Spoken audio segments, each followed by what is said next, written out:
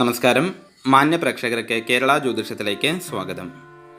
മംഗളകരമായ കർമ്മമായ വിവാഹം സ്വപ്നം കണ്ടാലുള്ള ഫലങ്ങളാണ് ഈ വീഡിയോയിൽ കൂടി പറയുന്നത്.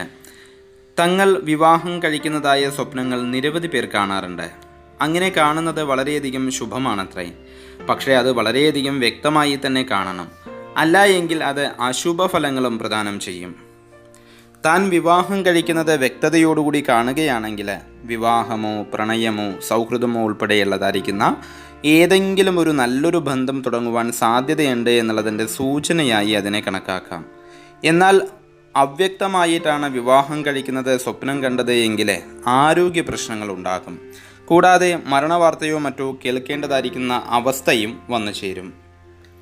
എന്നാൽ മറ്റൊരാളുടെ വിവാഹമാണ് സ്വപ്നത്തിൽ കണ്ടത് എങ്കിൽ അത് വളരെയധികം നല്ലതാണത്രേ. ആഗ്രഹിച്ചിരുന്ന കാര്യങ്ങൾ സാധിക്കും എന്നുള്ളതിൻ്റെ സൂചനയാണത്.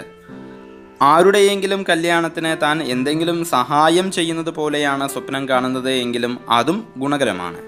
സന്തോഷപ്രദമായിരിക്കുന്ന കാര്യങ്ങൾ കേൾക്കുവാൻ ഇടവരും എന്നാണ് പറയുക.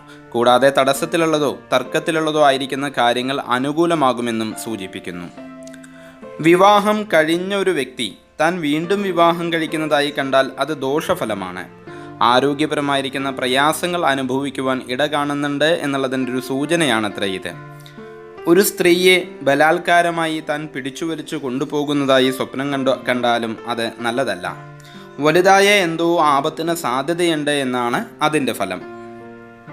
വിവാഹം നടന്നിട്ടില്ലാത്ത വ്യക്തികൾക്ക് വിവാഹയോഗം അടുത്തെത്തി എന്ന സൂചന നൽകുന്ന ചില സ്വപ്നങ്ങൾ കൂടിയുണ്ട്.